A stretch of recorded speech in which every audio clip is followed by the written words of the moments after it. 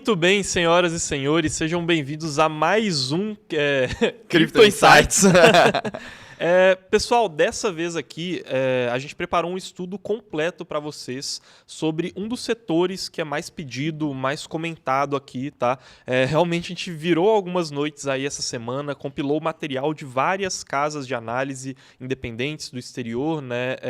Casas de pesquisa em cripto, para a gente chegar aqui nesse material e dizer para vocês, olha, quais foram os grandes erros de um setor específico, que é o setor de DeFi, e por que a gente chegou à conclusão de que DeFi, essas criptos, elas só vão voltar a fazer sentido se elas conseguirem corrigir 3 pontos específicos de erros que elas cometeram ao longo dessa história e como que elas podem voltar a fazer sentido, né? Agora que DeFi, esse setor caiu pra caramba e a gente vai mostrar para vocês, tem muita gente se perguntando isso, só que a gente percebeu que, olha, isso daqui é uma coisa muito mais profunda do que muita gente no mercado acha, né? E resolvemos compilar esse estudo aqui de maneira completa para vocês. Lembrando também que essa apresentação ela sempre está disponível para o Minuto Cripto de amanhã no link aí na descrição, né? Se a gente bater a meta de likes aí durante essa live.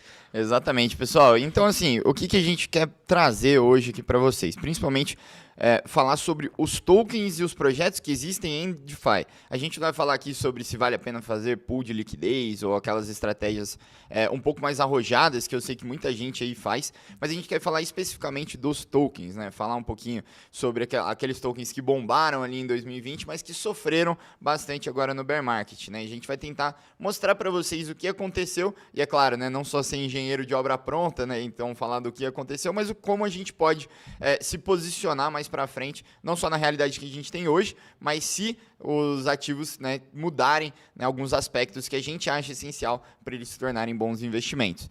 Certo, Carlos? Vamos já começar e partir direto para o conteúdo, então? Certo, vamos partir aqui para o conteúdo. Me confirme aí, pessoal, se vocês já estão vendo minha apresentação aparecendo na tela de vocês, porque eu acho legal a gente começar com esse gráfico aqui que eu estou mostrando. A gente viu uma queda muito grande nas criptos de DeFi ao longo desse último ano, né? Principalmente aí, vai de 2022 para cá, assim, né?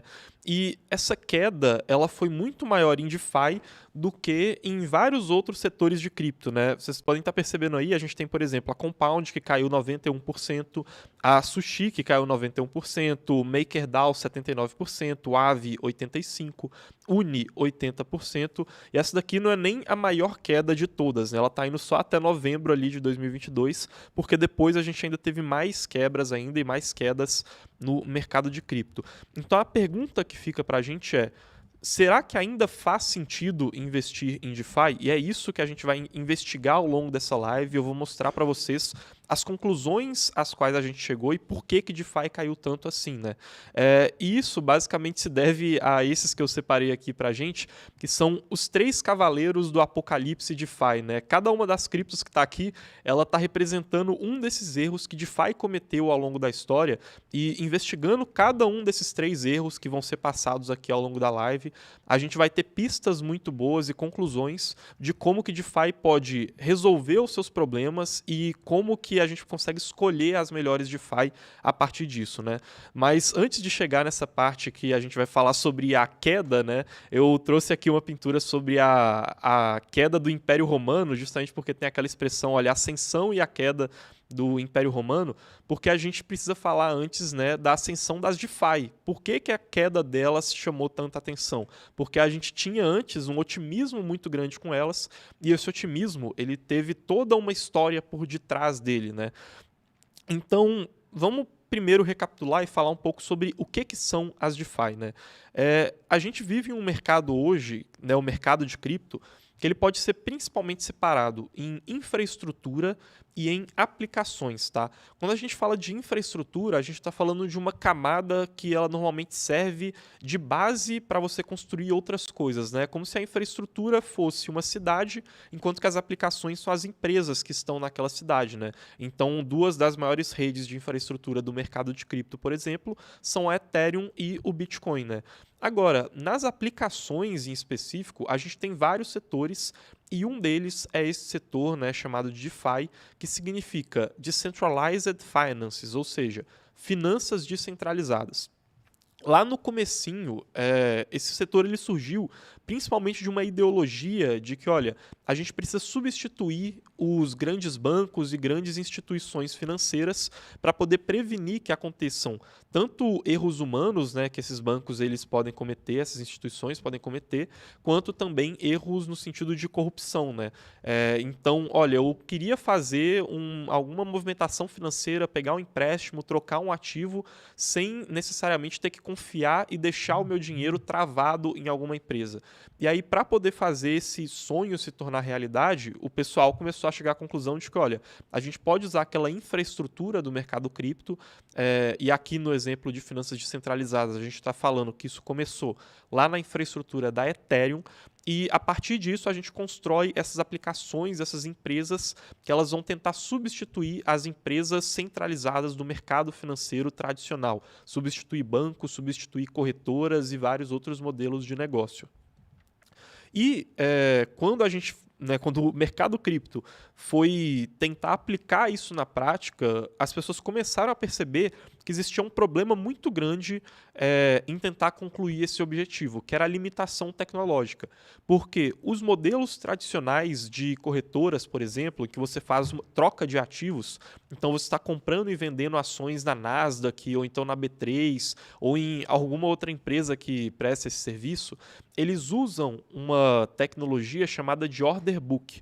Só que o order book ele funciona com várias pessoas enviando as suas transações e deixando as suas propostas de compra e venda alinhadas em uma lista.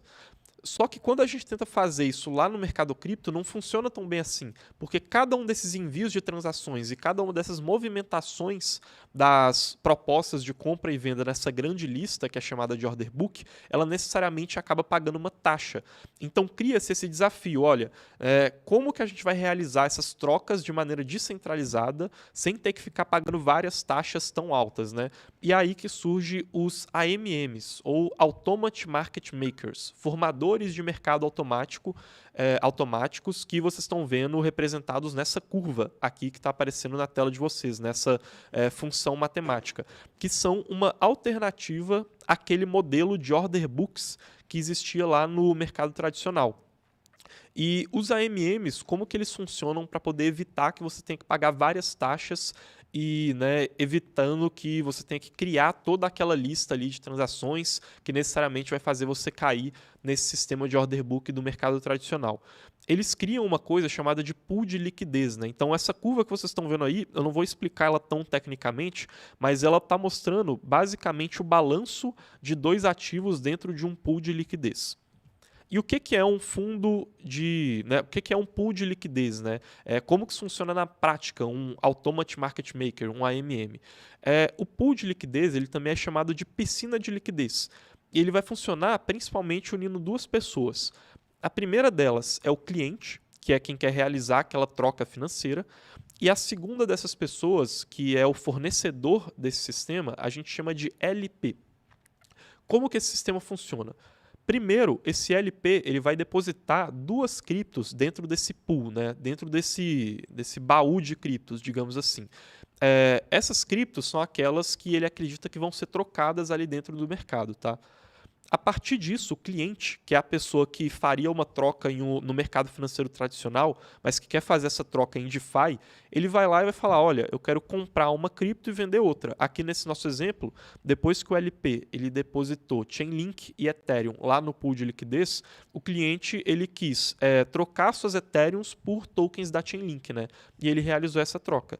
Só que quando o cliente faz isso, ele paga uma taxa para esse pool de liquidez, né?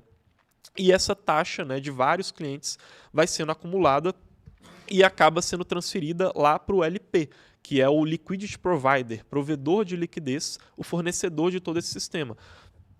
Então é por meio dessa piscina de criptos que eles evitam esse sistema de você ter que pagar taxas excessivamente. As criptos elas ficam todas juntas, variando dentro de uma faixa de preço, tá, pessoal? E uma vez que esse sistema ele foi desenhado, né, que as pessoas imaginaram, olha, então para a gente conseguir construir aplicações nessa infraestrutura e essas aplicações conseguirem competir com o mercado financeiro e libertarem as pessoas dos grandes bancos e grandes instituições, e a gente já tem os Automatic Market Makers aqui, que a gente desenhou eles e tudo mais. A partir desse momento, veio a Uniswap. O que foi a Uniswap? Ela foi o primeiro projeto de cripto que ele olhou para esse modelo de Automatic Market Makers, que já havia sido desenhado, só que ele era só teórico, existiam só pesquisas sobre a implementação dele, e falou, olha, acho que eu vou implementar esse negócio, vou fazer isso aqui funcionar, vou tirar esses Automatic Market Makers do papel. Então, ali em 2018, a Uniswap ela foi lançada com um time relativamente bem qualificado, tá? Então com pessoas que já chamavam muita atenção ali no mercado de cripto, como é o próprio caso do Ryan Enders, né? Se eu não me engano, tá? Se confundiu o nome dele, me perdoem, mas que é esse primeiro cara ali que vocês estão vendo a foto dele aparecendo. A Uniswap, ela foi tão bem sucedida naquele momento em fazer parcerias com o restante do mercado, que ela conseguiu um financiamento da própria Ethereum Foundation para poder ser construída ali dentro da Ethereum, né? Ethereum Foundation, que é a empresa, digamos assim, por trás de boa parte do desenvolvimento da infraestrutura da Ethereum, e conseguiu também o apoio pessoal do Vitalik, que é o principal cofundador da Ethereum. E o time deles também teve uma capacidade muito grande para poder inovar esse tipo de tecnologia e, como eu disse, né, tirar ela do papel. Só que qual que é o ponto mais importante de notar até esse momento da história, né? E é aí que a gente começa a entrar nos investimentos de fato e nas pistas que vão levar a gente para aqueles 3 erros do mercado de DeFi. É que, olha, naquele momento não existia cripto uni. Se vocês entenderam bem aquele sistema que eu mostrei para vocês do cliente, do LP, do pool de liquidez, vocês vão perceber que, olha, naquele sistema inteiro, a própria DeFi, né, o protocolo dela, não precisava ter um token próprio.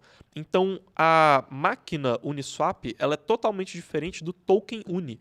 Então, mesmo sem o token Uni existir, toda essa infraestrutura já funcionava perfeitamente bem, né?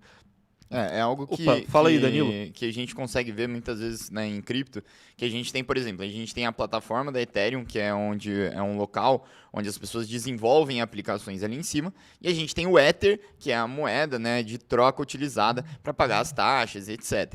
Aqui no caso, que o Carlos está falando, a Uniswap basicamente era uma corretora, né, uma corretora em que, ao invés de você ter que unir uma ordem de venda com uma ordem de compra, o que geraria, né, imagina, se eu estou querendo comprar algo do Carlos, um ativo do Carlos, eu teria que transferir, por exemplo, um Bitcoin para o Carlos e ele me transferir um Ether. A cada transação, a cada swap, né, a cada troca que a gente faz, a gente tem que pagar uma fee, né, ali para a corretora, né, no caso. Só que para a corretora, ela consegue, né, quando ela é centralizada, ela consegue cobrar uma taxa muito baixa, porque basicamente ela não está transferindo e pagando as taxas do Bitcoin ou as taxas do Ethereum. O que ele está fazendo é basicamente pegando a planilha dele e transferindo, né, apagando o meu nome daqui e colocando o nome do Carlos, ou seja, só transferindo os ativos de posse, né, mas não efetivamente os transferindo dentro da blockchain. Quando a gente faz isso de uma forma descentralizada, ou seja, dentro de blockchain, é muito difícil, porque se você não tem um ente centralizador com essa planilha, né, mestre, onde você tem o saldo das pessoas e fica transferindo ali dentro, você precisa efetivamente transacionar o ativo de uma carteira X para uma carteira Y. E esse é o grande desafio, e era o desafio que eles vinham tentar resolver junto com a Uniswap ali, né, e com todo o modelo de Automatic Market Makers, como o Carlos explicou. O que acontece? A Uniswap basicamente era esse modelo, né, toda essa plataforma de troca e essa corretora descentralizada. Ou seja, até aí a gente está falando de um local, né, onde 2 pessoas vão e trocam ativos, né, onde você na verdade troca sempre ali com a piscina de liquidez. Isso não necessariamente envolve um token ou nada assim. Foi aí que surgiu o Token Uni, né, que é aí que a gente vai entrar agora, né, Carlos? Na verdade a gente vai entrar ele um pouco mais para frente aqui, mas o importante é entender isso, né? Olha, até aqui não existia token uni, tá? Todo esse sistema ele funcionava muito bem, mesmo sem a gente ter essa cripto em específica. Mas esse sistema ele mostra para a gente a aplicação Uniswap, né? Ou seja, essa máquina funcionando, essa empresa, né, do mercado financeiro funcionando. E depois que a gente começa a ter essa tecnologia realmente florescendo e realmente atraindo usuários, nós vamos passar por um período ali em 2020 que ficou conhecido como o Summer DeFi, que é o verão das criptos. Pessoal, me confirme aí, por favor, vocês estão vendo a minha apresentação na tela, rapidinho. Deixa eu confirmar aqui, porque eu acho que ela não está aparecendo. Agora sim, né? A gente vai passar por um período lá ali em 2020, conhecido como o Summer DeFi. O Summer DeFi ele é marcado por a gente ter esse otimismo muito grande com o mercado DeFi, porque as pessoas elas realmente vão começar a comprar essa ideia de que, olha, DeFi conseguiu achar um sistema que está funcionando, então acho que eles vão conseguir substituir essas grandes empresas financeiras, e a gente tinha também um mercado muito promissor no sentido macroeconômico, de muita entrada de capital no mercado de cripto. E é justamente esse o momento em que a gente vê uma grande pernada de valorização nas criptos de DeFi. Aqui eu estou mostrando para vocês a valorização até próximo do topo que a gente viu lá em 2022, mas vocês vão reparar que a grande mudança de paradigmas assim para a valorização de DeFi aconteceu ali no final de 2020 e começo de 2021, quando a gente vai pegar a performance que depois vai gerar lá no acumulado mais de 1000% de valorização em algumas dessas criptos de DeFi. Só que até aqui a gente só explicou por que DeFi é bom, né? Por que DeFi deu tão certo, por que DeFi conseguiu atrair usuários, atrair capital, atrair investimentos, mas a gente agora tem que voltar lá para aquele nosso ponto no começo da live. A gente viu a ascensão das DeFi, mas como que a gente explica essa queda tão grande assim das DeFi? Óbvio, teve esse cenário macroeconômico ruim, o mercado de cripto inteiro caiu, mas outras criptos, né, elas muitas vezes não caíram tanto quanto o setor de DeFi caiu. E é aí que a gente vai entrar nesses 3 cavaleiros do apocalipse, né? Esses 3 grandes erros que DeFi cometeu. Mas só antes da gente entrar neles, eu acho muito interessante comentar aqui para vocês que lá na carteira da Mercúrios Pro, a gente conseguiu adotar estratégias para minimizar esse tipo de perda, tá? Vocês vão lembrar que ali no começo da live eu falei para vocês, olha, existem essas criptos de infraestrutura e as criptos de aplicações. E a gente tomou uma estratégia lá na carteira perfeita de procurar majoritariamente criptos de infraestrutura por entender que naquele momento elas eram menos arriscadas e tinham um potencial maior de crescimento, né? Então, se qualquer um de vocês tiver esse interesse, quiser ver a nossa carteira completa com todas as nossas estratégias de investimento, inclusive com opções, alavancagem e nossos cursos completos, suporte especializado, é só clicar no link aí embaixo para poder ter acesso a todo esse material que é exclusivo da Mercúrios Pro, tá, pessoal?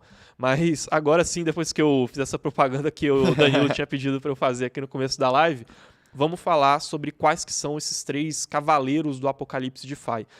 Antes disso, ô Danilo, tem alguma dúvida aí nos comentários? Cara, tem muita gente aqui que tá falando sobre tokens específicos, né? O Klaus, por exemplo, né? Quais as maiores e melhores cripto DeFi para investir no momento, além das clássicas Uni e Aave, né? Dentro de cada um desses problemas e esses cavaleiros do apocalipse que a gente separou aqui para vocês, a gente vai citar alguns tokens para vocês ficarem de olho, né? Principalmente num ponto negativo, obviamente, do que eles fazem de cada um dos cavaleiros, né?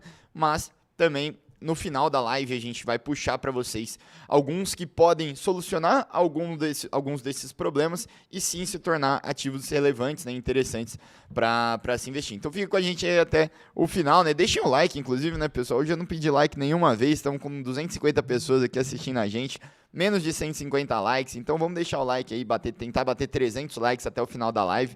Lembrando que toda essa apresentação legal aí que o Carlos está mandando vai estar no Minuto Cripto de amanhã, tá, para vocês. Então, né, quem não está inscrito no Minuto Cripto, se inscreve aqui no primeiro link da descrição, 100% gratuito sempre. Certo, Carlos? Certo. Então, né, cara, o tanto de trabalho que deu para fazer essa apresentação aí, se inscreva, mesmo que vocês não queiram receber, se inscrevam aí no Minuto Cripto para a gente poder enviar ela para vocês aí amanhã, tá, pessoal? Para poder explicar cada um desses grandes erros que DeFi cometeu, eu trouxe para vocês alguns arquétipos, tá? E cada um desses arquétipos vai representar eles. O pessoal tá vendo aí minha tela de novo? Tá, beleza. O que é um arquétipo, né? Um arquétipo, ele é nada mais, nada menos do que uma história que ela é contada várias vezes ao longo do desenvolvimento da humanidade e ela tem um significado simbólico muito forte, né? Então, as pessoas elas conseguem relacionar esse arquétipo com significados, com personagens que se repetem várias vezes ao longo da história, né? E o primeiro arquétipo que eu selecionei aqui para poder simbolizar esse primeiro grande erro de DeFi é o da Caixa de Pandora. O mito da Caixa de Pandora na mitologia grega, ele é um mito que mostra como que os pecados, né, os erros surgiram no mundo e ele começa a partir de uma caixa que ela é aberta pela Pandora e, né, com uma punição aos humanos, né, que é oferecida por alguns deuses. E a partir do momento que ela abre essa caixa, ela libera todos esses erros, né, esses males da humanidade, só que essa caixa ela nunca mais pode ser fechada e aqueles erros nunca mais podem voltar para essa caixa. Ou seja, é o início de algumas coisas muito ruins que depois que elas começam, elas se tornam comuns e não tem como você reverter esse processo. E qual que foi a caixa de Pandora do mercado de DeFi? É isso que a gente chama de liquidity mining, tá? Então, liquidity mining significa mineração de liquidez. Na prática, o que eu quero dizer com esse nome? O liquidity mining é uma maneira de você atrair o capital, né, de você atrair os seus fornecedores. Então, aquele cara que era o LP que eu mostrei para vocês lá na explicação de Automatic Market Maker, ele é esse fornecedor, tá? Que ele está procurando algum lugar para deixar suas criptos e obter os rendimentos dela. Só que você atrai esse capital por meio da impressão desenfreada de tokens, tá? É por isso que a gente chama ela de mineração de liquidez.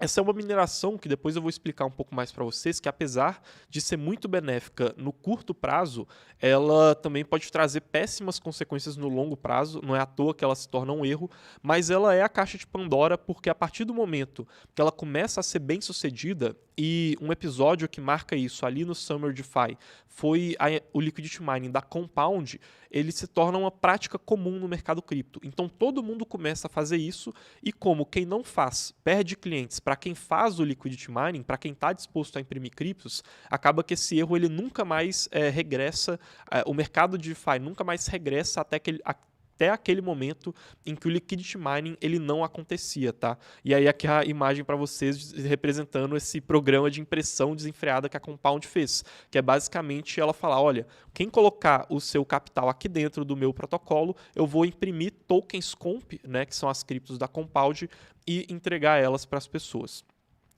Nesse momento aqui, tá, pessoal, do mercado DeFi, aquela historinha que eu contei para vocês da Uniswap, ela continuava acontecendo.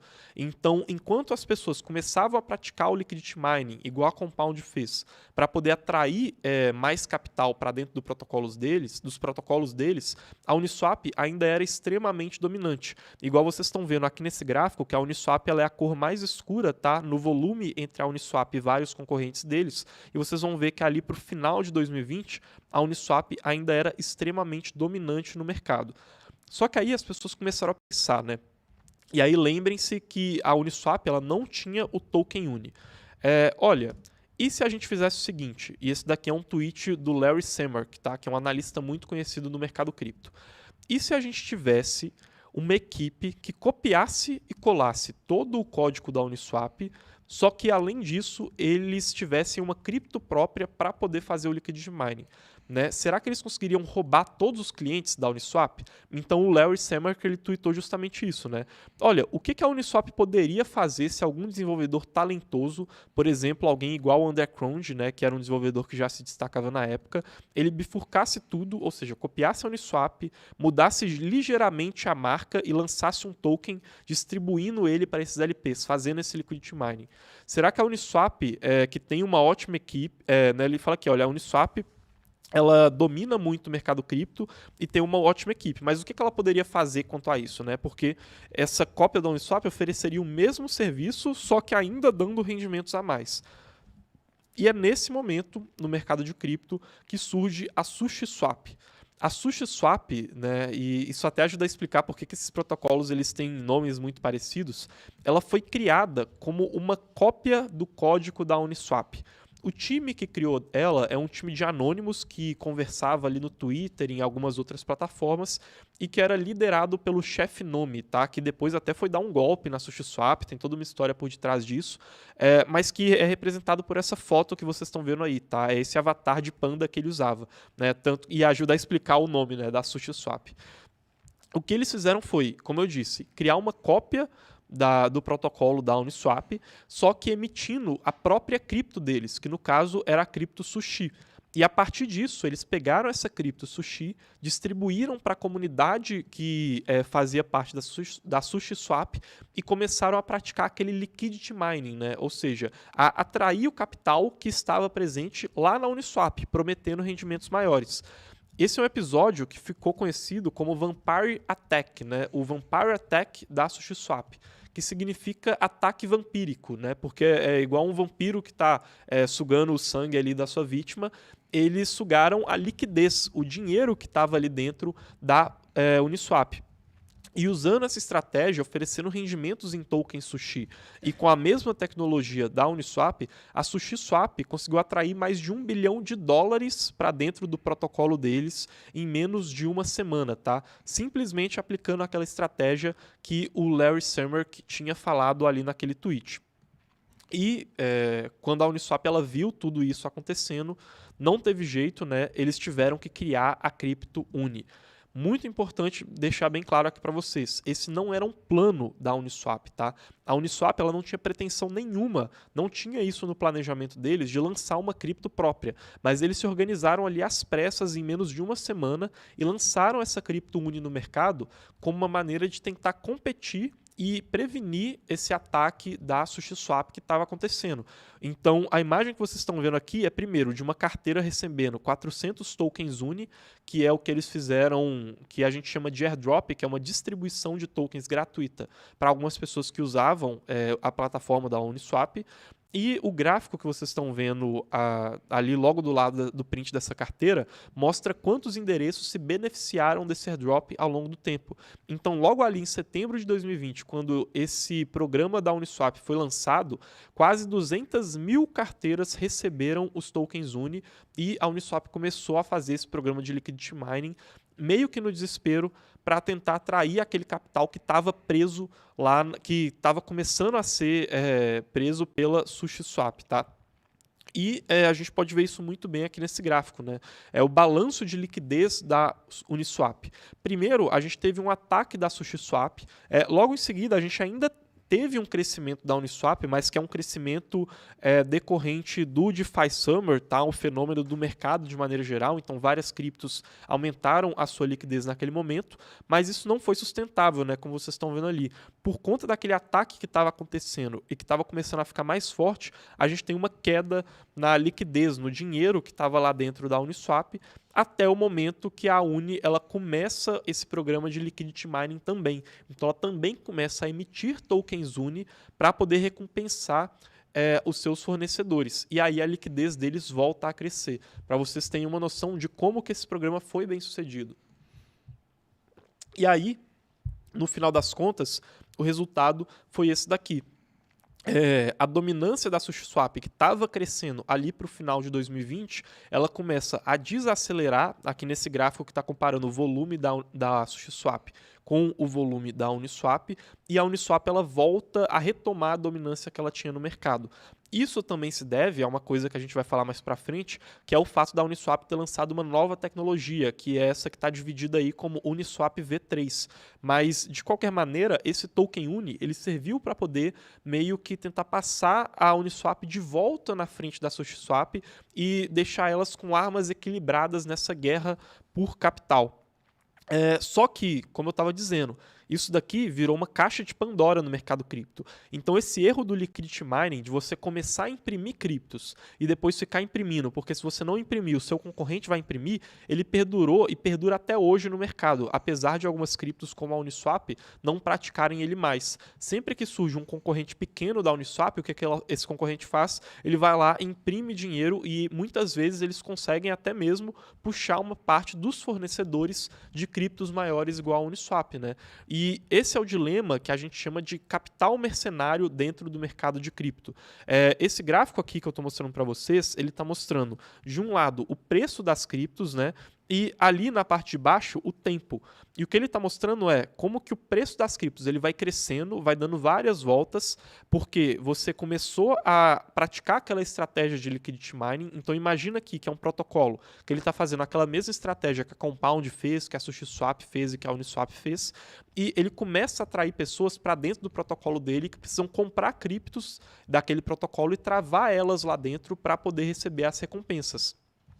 Só que, conforme isso vai acontecendo, durante um primeiro momento, isso faz o preço do token aumentar, porque as pessoas têm que comprar o token para poder receber as recompensas. Só que aí chega em um pico que depois daquele momento, o balanço de risco e retorno começa a ficar muito ruim, porque tem tanta cripto sendo impressa que essa questão do preço se inverte. Você começa a ter uma inflação muito grande nesse mercado, as pessoas começam a desconfiar muito da sustentabilidade desse protocolo, e aí a gente tem esse processo em que os provedores de liquidez, eles removem a liquidez deles por conta de uma crise de confiança, eles vendem aquelas criptos no mercado, fazem o preço dessas criptos caírem, a queda do preço dessas criptos faz os provedores de liquidez terem ainda menos confiança e esse processo vai se repetindo. E essa é a caixa de Pandora, esse erro que as criptos DeFi cometem até hoje por conta desse processo de capital mercenário, né?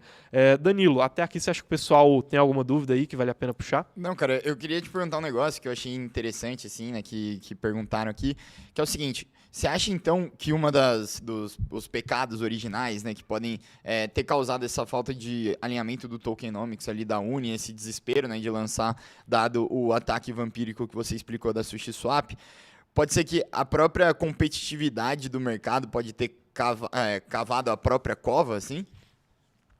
Exatamente isso, né? É esse processo, olha, a competitividade muito grande entre essas criptos, só que essa competitividade ela chega a um ponto em que elas estão praticando coisas que faz com que elas mesmas sofram nesse processo, né? Então, no curto prazo te ajuda na competitividade, mas no longo prazo isso faz você sofrer com inflação e prejudica o seu próprio protocolo, né? Então, em outras palavras, é isso que está acontecendo aqui nesse ciclo do capital mercenário dentro do mercado de cripto, né? E o Diego aqui tá falando, né? Bom demais quando não precisamos de legenda para entender a mensagem. Muito obrigado aí, Diego, pelo feedback. Pessoal, como o Caio falou aí, acabamos de chegar a 200 likes, vamos chegar a 300 likes pro YouTube ver que vocês estão curtindo essa aula aqui, né? E conseguir entregar ela para o máximo de pessoas possível. Estavam perguntando aqui também sobre a questão da votação da Uniswap especificamente, né? Aquela votação que ela tava para entrar dentro da Binance Smart Chain, isso em tese seria uma boa destrava de valor, mas eu acho que a gente ainda vai comentar sobre a entrada da Uniswap em outros ecossistemas e a gente pode puxar lá, né, Carlos? Só para você não esquecer que o pessoal está perguntando aqui. Com certeza, pode deixar então. Mas então, vamos continuar aqui a nossa historinha e contar sobre qual que é o próximo cavaleiro do apocalipse que apareceu em DeFi, qual que é o próximo erro que as DeFi cometeram. Vocês vão entender exatamente que, olha, conforme a história de DeFi vai avançando, esses erros vão surgindo, né? Então aqui na apresentação, agora vocês devem estar vendo essa imagem do pecado original, né? Que é como eu chamei esse segundo cavaleiro do apocalipse. O pecado original é esse arquétipo, né? Essa história da Bíblia que fala que, olha, a gente teve lá no Jardim do Éden um erro, que foi aquele erro de Adão e Eva pegarem a maçã, né, que a serpente oferece, só que esse erro é o que dá início a todos os outros pecados, né? Então, a partir daquele momento, os seres humanos, eles perdem a inocência, né? Eles ganham acesso à maldade, digamos assim. Então, aquele pecado, ele dá origem a todos os outros, né? É um erro que ele causa um efeito dominó com uma sucessão de vários erros. E é uma analogia muito boa para a gente explicar esse daqui, porque ele é um dos erros mais vitais assim que aconteceu na indústria, e ele foi gerando vários outros erros que depois DeFi vem tentando consertar, mas acaba não conseguindo. Que é o erro de que, olha, muitas criptos DeFi, elas simplesmente não precisavam ter sido criadas, tá? Então, precisa ficar muito claro isso aqui. A CryptoUni, como vocês perceberam, ela não foi criada para poder melhorar o serviço da Uniswap. Ela foi criada só para poder atrair mais clientes e atrair mais fornecedores. Só por causa disso. O serviço da Uniswap, ele não melhora porque existe uma CryptoUni. Simplesmente não melhora. E essa incoerência ali na gênese, né, no surgimento do setor de DeFi, é o que vai gerar vários erros que a gente vê até hoje, né? Por isso que é chamado do pecado original. E não é uma exclusividade da Uniswap, tá? Várias outras criptos, a própria SushiSwap, várias outras concorrentes também caíram nesse erro. E acontece o que a gente chama de gambiarras de DeFi, né? O que eu gosto de chamar de gambiarras de DeFi, que é essa coisa que acontece quando, olha, imagina que você tem um protocolo, ele funciona muito bem e você criou uma cripto por algum motivo, que era atrair clientes. Só que a partir de agora, olha, e aí, o que você vai fazer com essa cripto? Então você começa a tentar criar gambiarras, estratégias para fazer essa cripto se valorizar sem necessariamente melhorar o seu serviço. Aqui eu coloquei a PancakeSwap porque eles têm vários usos para o token deles. Muita gente fala isso, né? Olha, o token da PancakeSwap, que é um concorrente da Uniswap, ele pode ser usado para você participar de loterias lá dentro da PancakeSwap, pode ser usado para várias coisas. Só que, olha, você participar de uma loteria, perceba, não melhora o serviço da PancakeSwap como uma plataforma de trocas. Não faz a PancakeSwap concorrer melhor com a Uniswap. Não melhora o serviço para o cliente. Só que é uma estratégia, né, um puxadinho que você faz ali para tentar fazer aquela máquina valorizar o seu token. Porque quando você criou o token, não foi para ele melhorar a máquina. Foi o contrário, né? Foi para você atrair clientes. Então, esse é o segundo grande erro, né? A gente já falou sobre, olha, o liquidity mining ali com a caixa de Pandora, aquela impressão desenfreada, e agora o segundo erro, que é, olha, você criar tokens que não precisavam existir, que é o pecado original, que vai gerar vários outros erros, todas essas gambiarras de DeFi. Deixa eu só puxar uma dúvida aqui do... Aí? Isso, o CryptoGamer ele faz uma pergunta muito interessante que tem a ver com o que a gente está falando. Ele fala, mas seguinte, vocês acham que para um projeto que está começando agora, faz sentido para atrair liquidez e ir tirando a inflação, ou seja, melhor logo atrair com inovação ao invés de incentivos? E até que ponto do mercado cripto iria dar liquidez só por inovação ou a maior parte é liquidez mercenária mesmo? Exatamente. Seria sim muito melhor que ele conseguisse atrair só com inovação tecnológica. Isso seria o cenário perfeito. Só que ele não consegue. Porque se ele fala, olha, vou bater no peito aqui, vou fazer uma inovação tecnológica, vou atrair clientes e fornecedores só com minha inovação tecnológica. O coleguinha do lado dele vai pegar a mesma inovação ou alguma coisa muito parecida e vai falar, olha, além disso, eu também vou fazer impressão de dinheiro. E aí eu vou aumentar artificialmente todas as recompensas que eu estou oferecendo aqui só por conta dessa impressão de dinheiro. E aí, o que você faz? Entendeu? É um dilema de teoria dos jogos, né? Tem até uma analogia que o Hayek faz, né, para falar sobre esses erros inevitáveis. O Hayek é um economista, né? Que no livro dele da servidão voluntária, ele quer justificar por que sempre os piores têm a capacidade de chegar ao poder nas democracias, né? Por que sempre os políticos piores eles têm a maior capacidade de chegar lá no topo da pirâmide, né? E ele fala o seguinte, olha, você vai ter um cara que ele está disposto a ter propostas boas, a ter um discurso bom, a convencer o público para poder votar nele, e ele vai fazer só isso. E outro cara que ele vai fazer tudo isso, só que além disso, ele também vai roubar para poder comprar votos e cometer corrupção e prometer várias coisas ali para poder conseguir cargos dentro do governo dele. Se você coloca os dois páreo a páreo, aquele que está disposto a cometer o erro, ele tem uma arma a mais que o cara que está sendo honesto não tem. Então, para o Hayek ali, a democracia e as eleições, né, entre os políticos, ela era uma teoria dos jogos que não funcionava, porque quem não comete os erros fica na mão de quem comete e acaba perdendo. E é muito parecido aqui com essa questão de DeFi, né? Olha, você pode até decidir, eu não vou fazer liquidity mining porque eu não quero ferrar os meus clientes, os meus investidores no longo prazo, mas se eu não faço isso agora, eu tenho uma arma a menos que o cara do lado não tem. Então acaba sendo um processo meio inevitável. Pode ser que tenha várias criptos que não estão fazendo isso, mas a gente nem ouve falar delas, porque elas não conseguem competir com as que fazem, né? E aí você pensa, olha, vou fazer isso só com inovação tecnológica, também tem a questão, como que você vai financiar isso? Então às vezes você usa o liquidity mining no começo até como uma forma de aumentar a sua base de usuários e depois buscar financiar essa inovação tecnológica, né? Então fica um pouco nesse balanço entre o que seria o ideal, mas o que a gente vê na realidade do mercado de cripto, né? Boa. Excelente, cara. Vamos seguir aí, então? Boa, vamos lá. E o último arquétipo aqui, depois de Caixa de Pandora e Pecado Original, que eu queria trazer para vocês e que simboliza o terceiro cavaleiro do apocalipse de DeFi, Ele é um pouco menos conhecido, mas é o arquétipo do Trickster. O Trickster, ele é um personagem que ele está presente na mitologia de vários povos do mundo, que é aquele personagem que representa a enganação, né? Aquele cara que sempre dá um jeitinho. Ele é o Loki lá na mitologia nórdica, ele é o Robin Hood, né? Ali naquele desenho da Disney que mostra aquela raposa representando o Robin Hood, que é aquele cara que sempre dá um jeito, né? Ele sempre se safa, é meio malandro e ele esconde o que está acontecendo de verdade. O Trickster, eu coloquei ele para representar esse último erro de DeFi porque é uma certa enganação que muitas DeFi fazem com os números. Que quando você olha para as DeFi em um primeiro momento, você olha para os números dela e fala, né, olha, tá tudo legal aqui, tá tudo funcionando. Mas quando você vai fazer uma análise um pouco mais profunda, você percebe que tem algumas coisas muito erradas acontecendo, que é justamente o que eu vou trazer aqui para vocês, né? Lembrando que é como se essas DeFi, esses protocolos de finanças descentralizadas, fossem empresas, né? Então, assim como empresas, eles também podem cometer aqueles erros, né? Virar uma Americanas da vida e colocar alguns erros ali para debaixo do tapete e as pessoas só perceberem depois. Então, vamos analisar essa tabela aqui e eu vou mostrar para vocês como que os protocolos DeFi eles geram prejuízo, tá? Mesmo que muitos deles estejam oferecendo rendimentos. E para ficar um pouco menos confuso, eu sei que a gente tem aqui nessa tabela 7 colunas diferentes para 5 criptos. Eu vou explicar passo a passo para vocês o que significa cada uma dessas colunas, começando ali com a receita total e indo até a margem de lucro ali na última coluna, tá? Então, primeiro, vamos entender 3 colunas aqui dessa tabela, tá?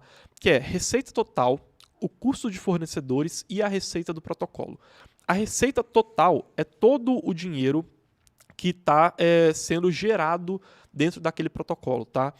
Isso daqui é a métrica mais fácil de entender, né? Todo o dinheiro que está entrando, que está sendo gerado, né? Os fornecedores é o custo representado por aquele dinheiro que você precisa passar para os LPs. Né? Ou seja, é meio que o custo que você tem ali no seu balanço contábil. Né?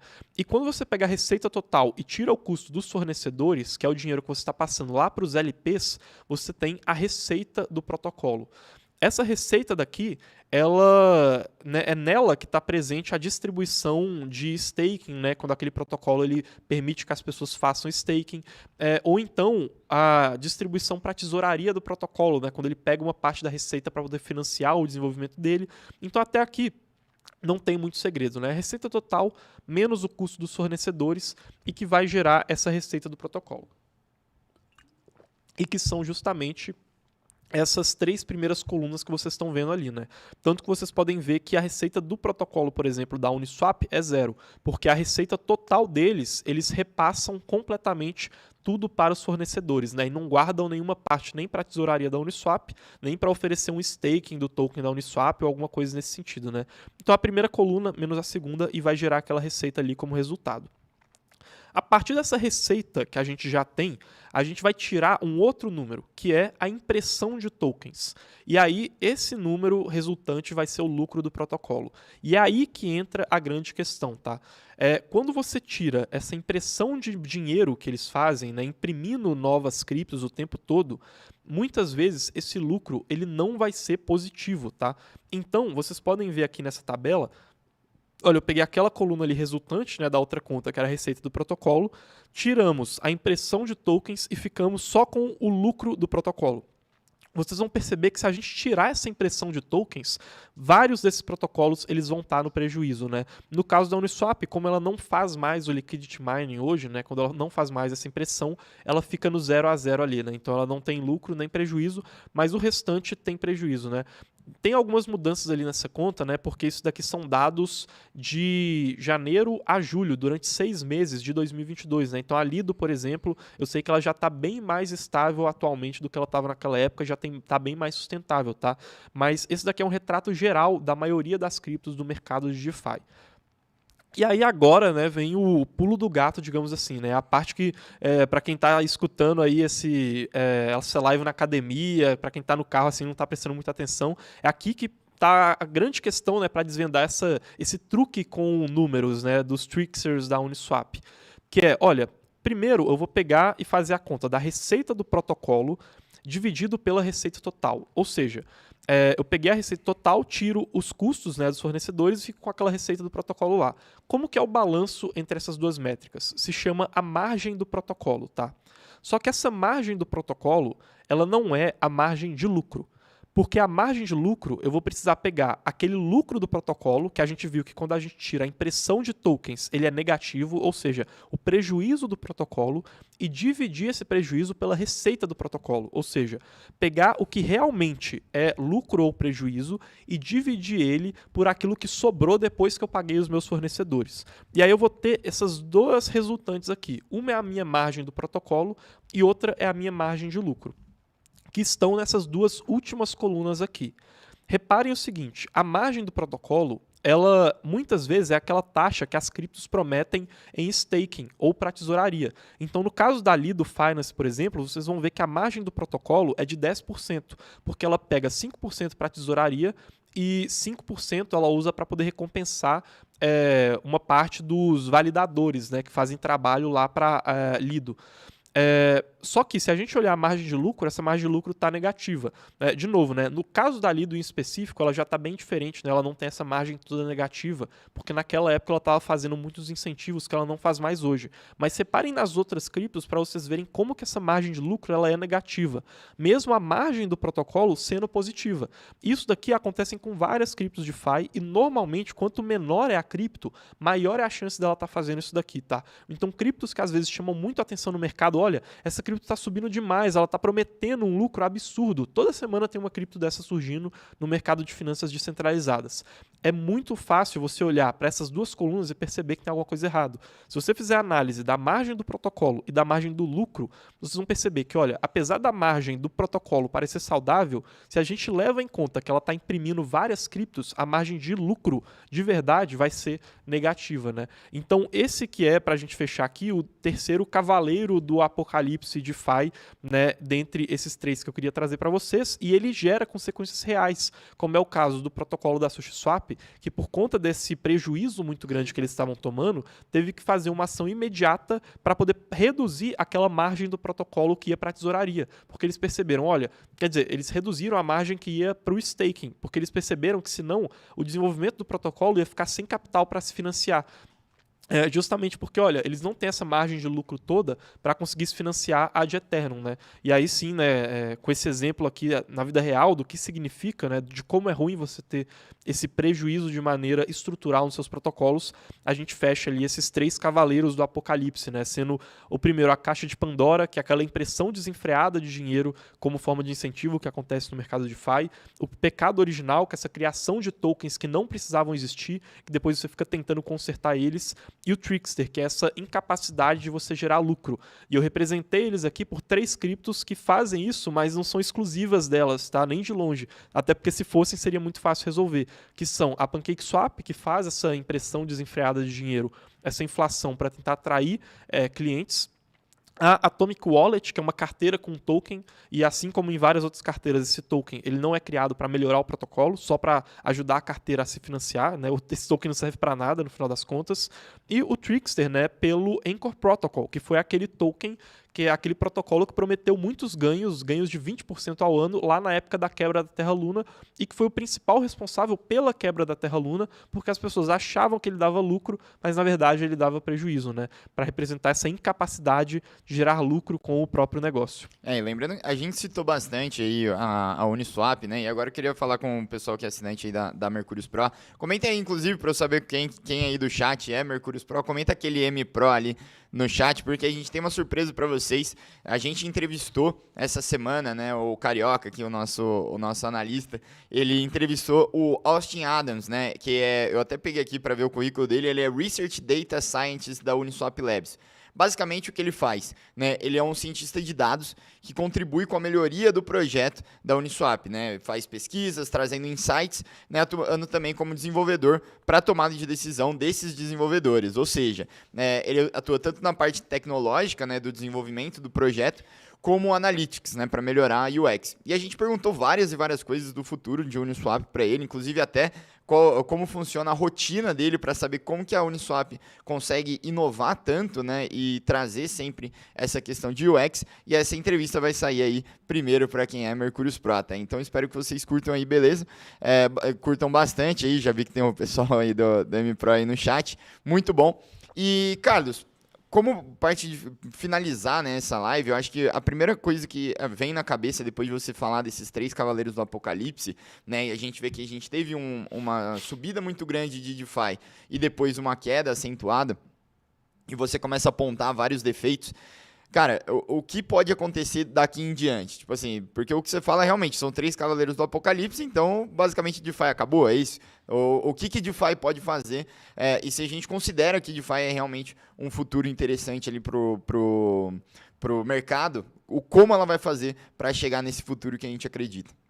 Vamos lá então. Para poder falar sobre o que a gente gosta em DeFi e como que DeFi pode resolver esses problemas, acho que a melhor maneira é analisar uma das DeFi que a gente gosta, né? Que é a Uniswap. É uma das criptos que a gente acha que mais se destaca ali no mercado. E, só antes de você entrar nisso, uma coisa que não ficou clara aqui para o CryptoGame, por exemplo. Agora a Uniswap ela não tem incentivo ou ainda existe, né? Mas com a reputação da Uniswap será a única que pode fazer isso?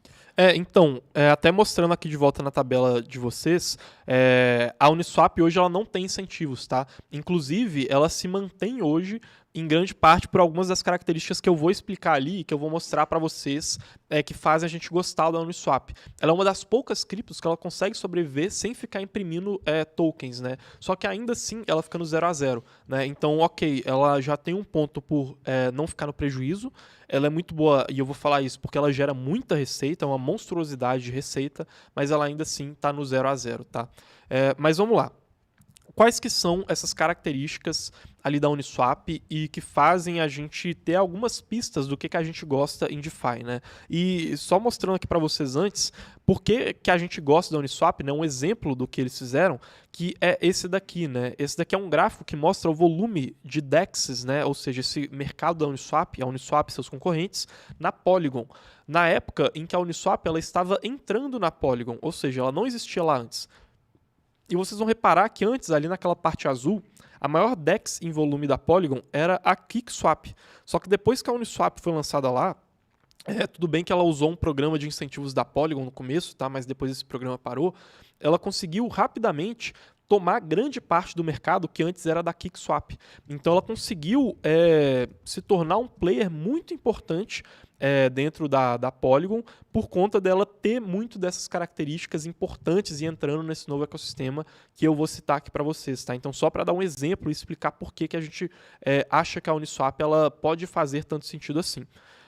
Primeira coisa que a Uniswap tem, capacidade de desenvolver tecnologia, né? E que é uma coisa muito boa que a gente gosta quando a gente encontra algum time de DeFi. Tanto que a Uniswap ela foi capaz de desenvolver a Uniswap V3, que é uma versão mais eficiente daquela Uniswap V2 que a SushiSwap copiou.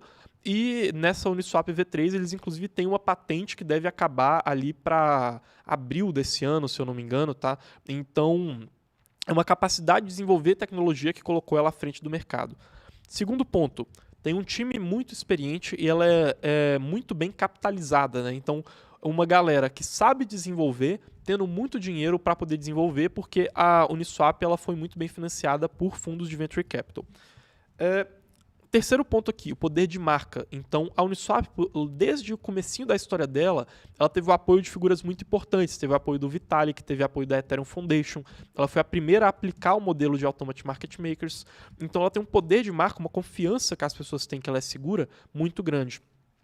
Quarto ponto, ela tem uma capacidade monstruosa de gerar receita. Então vocês viram ali num trecho de 6 meses do ano passado como que ela gerou $500 bilhão em receita, né? Porque aqueles números lá que eu mostrei para vocês, né, na tabela, eles estão em milhares, né? Então, se vocês perceberem aqui, por exemplo, né, a receita total ali da Uniswap, ela foi de 485 milhões de dólares durante esse período de 6 meses que está sendo analisado ali na tabela. Só que, por fim, né, a gente tem uma questão que ainda é muito debatida na Uniswap, que é o tokenomics, né? Então ela ainda não tem um tokenomics que captura valor. O tokenomics ele é basicamente esse desenho de como funciona a CryptoUni, né? Então essa CryptoUni ela ainda não é capaz de repassar valor e eles ainda não geram uma margem nem para o protocolo que poderia ir para a tesouraria, por exemplo, quem dirá para os investidores do TokenUni, né? Até porque, né, só uma ressalva, pode até mesmo existir um risco regulatório atualmente para os protocolos que conseguem fazer isso. E aí, agora que a gente entendeu os três problemas, entendeu como que a Uniswap ela consegue destacar num mercado que sofre muito com esses problemas, né, o que a gente gosta nela, a gente pode encerrar essa live aqui falando, olha, como que DeFi pode fazer sentido, né? Como que DeFi pode mudar e se tornar uma boa tese de investimento daqui para frente e por que a gente acha que faz sentido investir em DeFi para os próximos anos, já começando esse ano, desde que a gente veja essas características sendo bem aplicadas na prática. Primeiro ponto dessas características é a inovação tecnológica, tá? Então, assim como a Uniswap fez quando ela criou a Uniswap V3, outras criptos também elas podem criar inovações tecnológicas para se tornarem mais eficientes. Se elas se tornarem mais eficientes, elas conseguem reduzir aquele custo que elas têm para os fornecedores de liquidez e melhorar o serviço delas, mesmo com menos capital sendo fornecido ali dentro. E se elas conseguem reduzir esse custo, as chances delas aumentarem a margem delas aumenta também. Segundo ponto é ganho de escala, que vai atacar aquela outra característica, né? Então, se a inovação tecnológica ela ajuda a gente, principalmente, a diminuir os custos, o ganho de escala vai ajudar a gente a aumentar a receita total do protocolo. Então, essas duas coisas em conjunto vão ajudar os protocolos DeFi a aumentarem a margem deles e saírem do prejuízo. E o terceiro ponto que a gente gostaria muito de ver as DeFi desenvolvendo é a questão de reformas nos tokens, né? Ou seja, mudanças, revoluções tecnológicas nesses tokens DeFi para que eles conseguissem capturar esse valor uma vez que as margens estivessem estabilizadas, né? Então a gente acha sim que faz muito sentido investir nas DeFi que estão cumprindo esses passos, né, para entrarem nesses segmentos, porque é só dessa maneira que a gente conclui que elas vão conseguir vencer esses grandes erros que existem no mercado DeFi, né? E igual eu falei, né? O Danilo pediu pouco like nessa live, mas deixem o like aí, porque, cara, não tem em lugar nenhum esses três erros separados certinho, igual a gente trouxe aqui, né? Foi realmente o resultado do nosso estudo, de ler vários e vários relatórios, ver a opinião de vários analistas do mercado de DeFi e trazer para vocês essas nossas conclusões de quais são os principais desafios de DeFi e quais são as principais soluções para esses desafios, tá, pessoal? Mas, Danilo, eu lembro que tinha algumas questões ali que você queria puxar, algumas dúvidas. Quer puxar mais alguma ou quer matar aquelas que você tinha puxado lá no meio da live? Cara, eu queria puxar principalmente aquela questão de qual é a nossa posição, né, de maneira resumida. A gente falou, obviamente, no passado, né, de como foi. Né, a gente podia resumir, na verdade, três coisas. Como que a gente agiu no pump, né, das DeFi, né, quando teve o DeFi Summer, como que a gente agiu posteriormente, quando o DeFi caiu muito, e depois, como a gente está se posicionando hoje, né, nesse ecossistema DeFi. Acho que isso vai deixar de uma maneira simples, direta, assim, para todo mundo saber. Em questão de tomada de decisão para investimento, tá, pessoal? A gente teve uma exposição bem razoável ali na carteira durante aquele DeFi Summer, aquela explosão de DeFi se valorizando, né? Só que conforme a gente foi percebendo essa dinâmica de que fazia mais sentido investir em infraestrutura do que aplicações para o mercado de cripto, a gente conseguiu reduzir um pouco essa alocação de DeFi e apesar de a gente ter sofrido um pouco com aquela queda, a gente conseguiu fazer um bom balanço de risco e retorno, porque a maior parte da nossa carteira naquela época já era composta de ativos de infraestrutura. E como a gente acredita que o mercado de DeFi vai se desenvolver daqui para frente, olha, a gente tem três grandes erros que contaminaram o mercado de DeFi, que estão muito presentes, que são práticas comuns hoje, e para resolver eles, a gente acredita que DeFi vai precisar resolver atacar esses três pontos, né, que é melhorar a tecnologia, aumentar a escala deles e melhorar o token, e a gente se posiciona hoje, né, até na carteira lá dos assinantes, e a gente acha que faz sentido investir nessas criptos que elas estão atacando esses três problemas, né, que elas têm times de desenvolvimento bem encaminhados para poder resolver, né, solucionar esses grandes dilemas que a gente tem no mercado de cripto, né? Então faz sentido investir em DeFi, mas desde que você saiba selecionar bem aquilo que você está investindo e analisar muito bem esses pontos, porque a maioria delas provavelmente vão continuar cometendo esses três erros, né, que eu chamei de cavaleiros do apocalipse aqui, que hoje estão assombrando o mercado de DeFi. Não, perfeito. Vou puxar algumas dúvidas aqui do chat, né, pra gente ir fechando essa live, né? Então, pessoal, se vocês têm dúvidas, podem mandar aqui, que eu vou puxar aqui pro Carlos. O Rafael Teodoro Bragança, ele tá perguntando o seguinte, uma coisa que ele não entendeu, o lucro de uma DEX não vem das taxas de swap? Não necessariamente. O que vem das taxas de swap, desculpa, qual que foi o nome dele? Rafael. Rafael, o que vem das taxas de swap é a receita da DEX. Não é o lucro. Você pega a receita, né, vai tirar os custos dele e você vai ter o resultado que é o lucro. No caso da Uniswap, por exemplo, os custos eles são iguais à receita. Então você pega toda a receita e paga os fornecedores, que são os provedores de liquidez, e não sobra lucro nenhum. E tem várias outras criptos que elas até parecem que têm um lucro, então elas pegam, né, que foi o que eu mostrei na tabela, elas pegam essa receita, passam para o fornecedor, né, pagam esses custos e sobra uma parte de criptos ali na tesouraria ou então para pagar os investidores, né? Aí você fala, olha só que maravilhoso, então ela está tendo lucro. Não, porque na verdade ela está imprimindo muito dinheiro. Então se você fosse tirar aquelas criptos que ela imprimiu para poder gerar esse montante nominal maior no final das contas, você veria que em ganho real foi um prejuízo, né? Então ela ficou no negativo dessa maneira porque ela dependeu da impressão dos tokens. Exatamente. E assim, pessoal, estamos chegando aqui, estamos com 291 likes. Então, se vocês puderem, né, tenham curtido aí a live, mandem aqui no chat que vocês gostaram. Manda uma nota de 0 a 10. O que vocês acharam aí da live do Carlos aí, que misturou DeFi, Uniswap com mitologia, né, trazendo ali todos os 3 cavaleiros ali do Apocalipse.